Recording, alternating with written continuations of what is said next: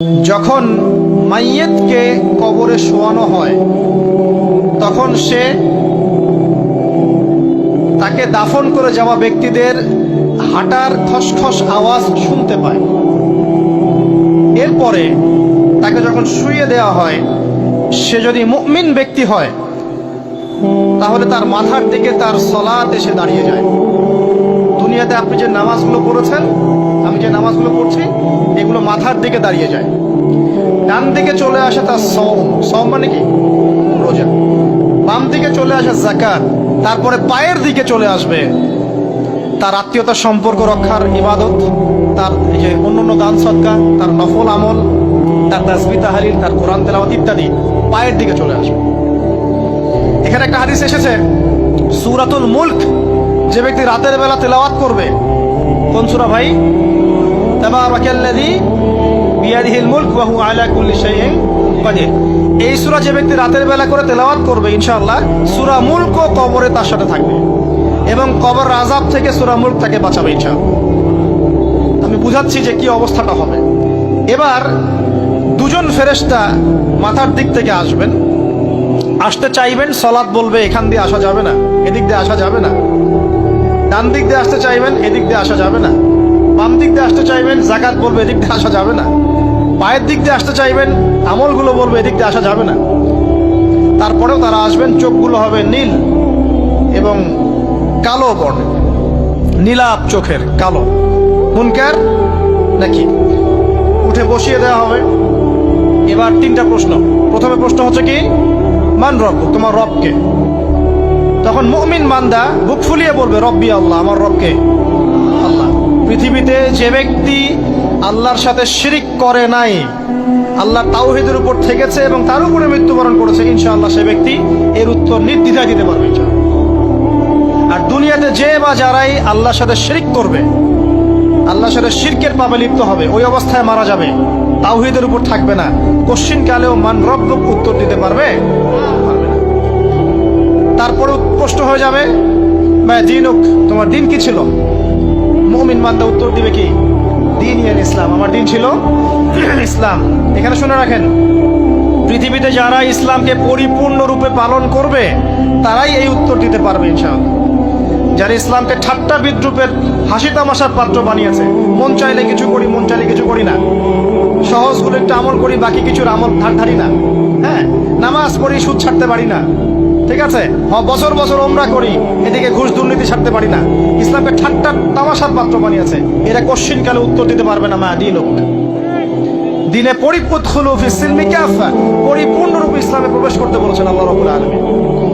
যারা পরিপূর্ণরূপে ইসলামে প্রবেশ করবে এবং ইসলামের প্রতিটা মৌলিক বিধান মেনে চলবে, ইনশাআল্লাহ তারা এর উত্তর দিতে পারবে। এরপরে আসবে তৃতীয় প্রশ্ন। নবী সাল্লাল্লাহু আলাইহি ওয়াসাল্লামকে দেখানো হবে। যখন দেখানো হবে তখন সূর্য যখন ডুবে যায়, যে দৃশ্যটা আমরা দেখতে পারি না, ওই দৃশ্যটা ভেসে উঠবে এবং মুমিন বান্দা অস্থির হয়ে যাবে, বলবে আমাকে ছেড়ে দাও, আমি নামাজ পড়বো। সুবহানাল্লাহ। কারণ তার কাছে মনে হবে যে আসরের ওয়াক্ত হয়ে গেছে, আসরের ওয়াক্ত হয়ে গেছে, আসরের ওয়াক্ত চলে যাচ্ছে, আমাকে নামাজ পড়তে হবে। চিন্তা করেছেন? ওই যে একটা হাদিস আছে না, যে 7 শ্রেণীর মানুষকে আল্লাহ রাব্বুল আলামিন আরশের ছায়া ছায়া দিবেন। তার মধ্যে এক শ্রেণীর মানুষকে, যার অন্তর মসজিদের সাথে ঝুলে থাকে, তার মন মসজিদের সাথে ঝুলে ছিল, এই সূর্য ডুবে গেল বলে আমাকে ছেড়ে দাও, আমি নামাজ পড়তে যাব। তখন ফেরেশতারা বলবেন তোমাকে নামাজ পড়তে দেয়া হবে, তবে তার আগে তুমি এর উত্তর দাও। কি উত্তর? এই ব্যক্তির দিকে তাকাও। তখন নবী সাল্লাল্লাহু আলাইহি ওয়াসাল্লামকে দেখানো হবে, সাল্লাল্লাহু আলাইহি ওয়াসাল্লাম দরুদ পড়বেন। বলা হবে যে এই ব্যক্তির সম্পর্কে তোমার কি ধারণা? মান হাযা রাজুলু বুইসা ফীকুম, এই ব্যক্তি কে, যাকে তোমাদের কাছে পাঠানো হয়েছিল? মুমিন ব্যক্তি নির্দ্বিধায় বলে দিবে যে তিনি হচ্ছেন আমার নবী মুহাম্মদুর রাসূলুল্লাহ সাল্লাল্লাহু আলাইহি ওয়াসাল্লাম। দেখুন, পৃথিবীতে যে বা যারাই নবী সাল্লাল্লাহু আলাইহি ওয়াসাল্লামের সুন্নতের উপর আমল করবে, ইনশাআল্লাহ সে তার উত্তর দিতে পারবে। দুনিয়াতে যারা নবীর সুন্নতের 5 পয়সা পরোয়া করছে না, তার আদর্শের 5 পয়সা দাম দিচ্ছে না, তারা কশ্চিন কালে উত্তর দিতে পারবে না। নাম হতে পারে আব্দুর রহমান, আব্দুর রহিম, নবীর সুন্নতের ধার ধারে না, তারা উত্তর দিতে পারবে না। নবীর সুন্নতের গুরুত্ব কত গভীর, এটা আমাদেরকে এখান থেকে বুঝতে হবে। তাই প্রিয় যুবক ভাইরা, মুসলিম ভাইরা, আমাদের জীবনটাকে নবীর আদর্শ এবং সুন্নতে ঢেলে সাজাতে হবে। সকাল থেকে সন্ধ্যা পর্যন্ত প্রতিটা কাজ করবো কার তরিকায়? রাসূলের তরিকা। নামাজ পড়বো তার তরিকায়, রোজা, সিয়াম, হজ, জাকাত, আমল, মুআমালাত, আখলাক সব কার তরিকায়? নবী সাল্লাল্লাহু আলাইহি ওয়াসাল্লামের তরিকা অনুযায়ী ইনশাআল্লাহ। আল্লাহ পাক তৌফিক এনায়েত করুন, আমিন। এবার ফেরেশতা দুজন জিজ্ঞাসা করবেন অবাক হয়ে, যে তুমি কিভাবে এটা জানলে? তুমি কিভাবে এই তিনটা প্রশ্নের উত্তর দিতে পারলে? কারণ বেশিরভাগ মানুষ তো উত্তর দিতে পারবে না, বেশিরভাগ মানুষই এই উত্তর দিতে পারবে না। কারণ কিয়ামতের মাঠে 1999 জন মানুষ জাহান্নামে যাবে। তো এটা কঠিন পরীক্ষা। আল্লাহ রাসূল সাল্লাল্লাহু আলাইহি ওয়াসাল্লাম বলেছেন যে নিশ্চয়ই তোমাদেরকে এখানে পরীক্ষায় ফেলা হবে, আর তোমরা যদি এই পরীক্ষা জেনে তোমাদের মৃতদেরকে দাফন করা থেকে বিরত না থাকতে, তাহলে আমি তোমাদেরকে শুনিয়ে দিতাম কবরে কেমন পরীক্ষা হয়।